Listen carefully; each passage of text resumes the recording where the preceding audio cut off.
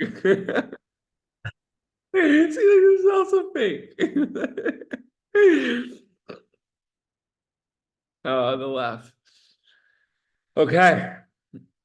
Hope the hotspot is working and we're good and we're not glitchy. Kavod Shabbos Kodesh.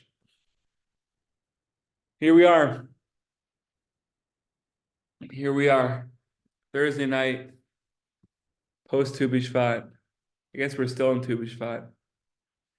And it was nice. Last night I was at a Seder for Tu B'Shvat, made a couple brachot. To be honest, even though it was Tu B'Shvat.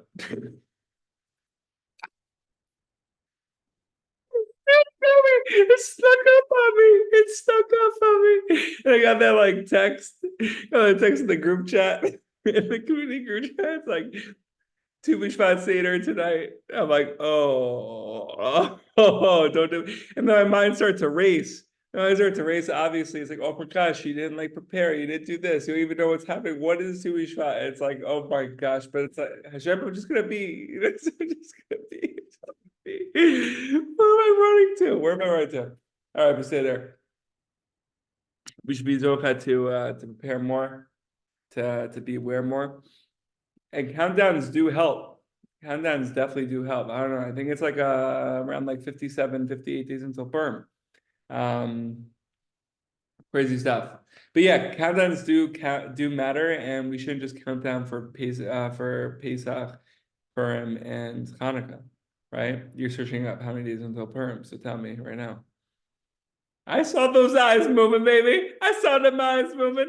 Left to right, a little left to right action. 73. No way.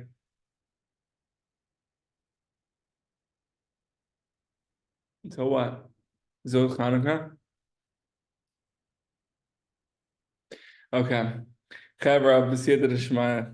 We should be Zocha to know the Kabbalistic secrets like Yira does. So, Ezra Manis, I think I referenced this last time, came to my apartment. Oh, that's the real countdown. That's the real countdown. Oh my gosh, Achachti. Oh my gosh. Okay, we'll reveal it afterwards. We'll reveal it afterwards.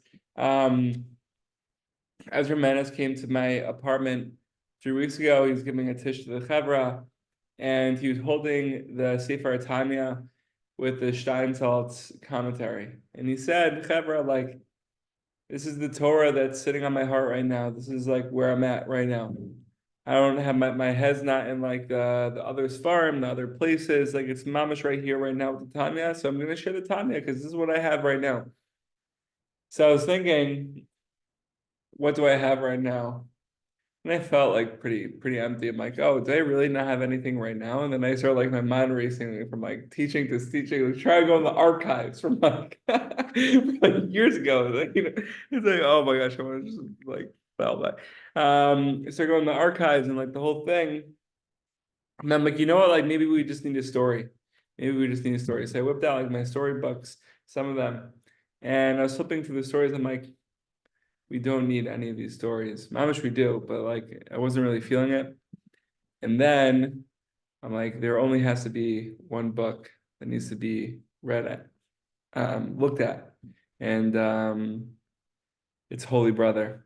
It's Holy Brother. Chevra, a lot of people are going through tough times right now. A lot of people are going through a lot of brokenness. A lot of people are going through a lot of transition. A lot of people are going through a lot of loneliness. And it just makes sense to read page 20 of Holy Brother until page 21 and a half. 21 and a half or 22. We gave him 22. This is what we have. This is what we have. So if you guys have the book in front of you, this is it. We'll make sure to like edit the video so we have the introduction and then we have like the actual story because I was yapping for the last like 10 minutes. I can't believe Kira's still on. You know, it's like,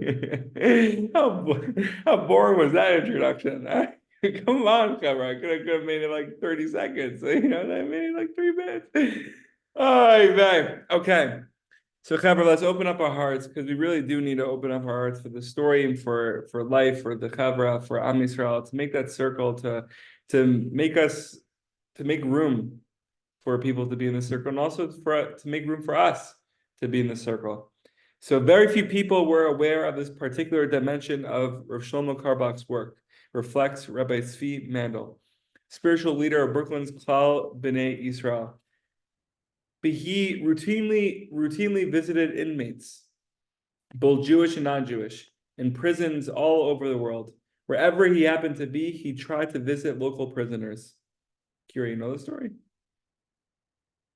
All right, good. Whether they were confined in a huge state penitentiary or humble village jail, occasionally he would encounter a Jew or two, but more often than not, he wouldn't. Who has compassion upon prison inmates? There are only squadrons of well-wishers visiting the sick and lonely in hospitals and nursing homes and in senior citizen centers. But when was the last time you heard about good Samaritans organizing to visit prison inmates? They're amongst the most reviled, abandoned, and forlorn people in the world. But Shlomo Karbach didn't forget them.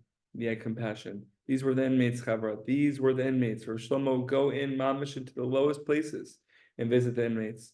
About 2 years ago, I had the privilege of accompanying Chavra, we're refreshing the reading skills, Shlomo to a prison in upstate New York.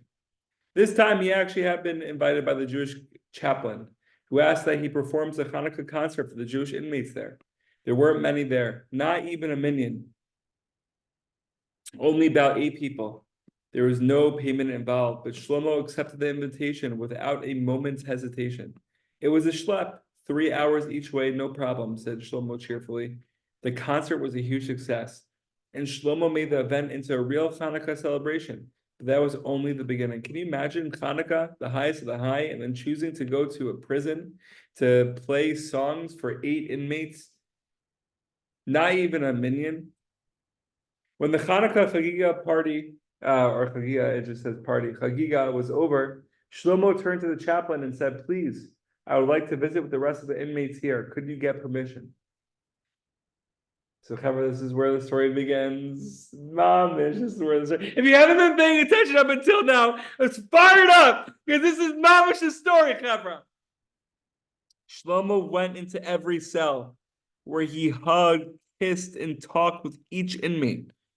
Then he went into the dining room, into the recreation room, into the kitchen, into every possible nook and cranny of the prison where he was permitted to go, not satisfied until he had ferreted out every prisoner, making certain that no one had ever been overlooked. Finally, he was ready to leave, and we were walking down the hall when a big,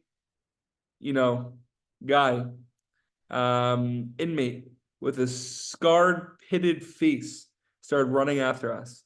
Rabbi, he shouted. Please wait. We stopped immediately, and Shlomo turned to beam at him. Yes, my holy friend, he inquired sweetly. The man began to shift in embarrassment, almost as if he regretted his impulsive act, and then finally gathering courage, blurted out, I just love that you hugged me. I just love that you hugged me. I just love that you gave me that hug before. Would you mind giving me another one? So Shlomo gave him the most radiant smile in the world and then tenderly enfolded him in his arms. They stood clasped together for a long time. Finally, the inmate broke away and heaved the deepest sigh in the world. Oi, Rabbi, he said. No one ever hugged me like that before. And then tears began to stream down his face. Rabbi, he sobbed in remorse, if only someone would have hugged me like that 10 years ago, I surely wouldn't be here in prison today. So, Chaver Lamaisa, I was at a conference the last couple of days for the work, kick off 2024, and I was with one of my friends, and we're giving our coats in to the people who collected the coats and the bags, the whole thing.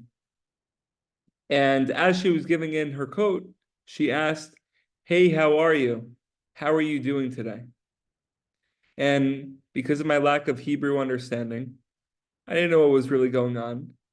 But then I saw this person on the other end, mamish rejoicing, maybe even shedding a tear.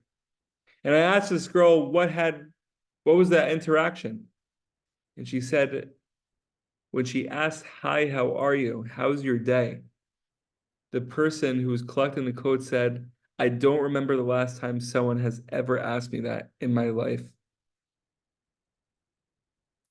Cover that shook me. I'm gonna cry now. That shook me. Mama shook me. Mama shook me. And ever since then, I started like opening up myself up to like the world of loneliness, right? Seeing multiple chevra at the event. Mama's lonely. It's a real thing. And we have moments of loneliness, but we really, really need to stick together. We don't know what one interaction, one hi, one hello, one text, one how are you, one hug does for someone else. We don't know. We don't know what it means to ask something other than hi, how are you? Meaning we could do the hi, how are you, which is such a gewalt, such a level, which happened to the person collecting the coats. But maybe someone just wants us to ask, what's going on in your life? What are you struggling with? What are your greatest moments? Someone once asked me at a Friday night table, what's the most exciting thing that's happening in your life right now? And I'm like, that was the greatest question I've ever received in my life. Usually it's like, oh, hey, what degree you in? How many degrees you getting? What year are you in? Are you in one? Are you in 15? Are you in 20? What job are you in? Oh, investment banking. You're good. Your mom is good. And that's the meal. Maybe a shtickle to bar Torah. Maybe for like 21 and a half seconds. He just to squeeze it in there. Just to squeeze it in there. But, how many deals are you closing, man? How many deals? How much you getting paid? How much? Tell me right now. What's the starting salary, baby? What's the starting salary? What's the most exciting thing that's happening in your life? What a question. What a sharp question. However, we should be zocha to ask questions. We should be zocha to get involved. We should be zocha to think or to know that the small talk is really the biggest talk in the world. The biggest talk in the world. There's no such thing as small talk. It's a cute thing. It's cute. We should eradicate it from our language. Small talk interactions. Because mamash was small talk, and those small interactions are mamash changing the world. That one hug is changing the world. All right, I'll stop. Kira, questions, comments, and free. Thank you for staying for 17 minutes. 17 minutes of me yapping. The introduction story, the reading, mamash, first grade level reading right there. You know what I'm saying? Same thing, boy. L'chaim, simcha, shalom. Holy brother. Mamash. I'm Taivan and Shalom.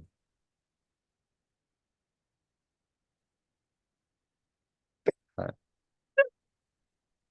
The bits. All right. I love you, brother. hi, bro.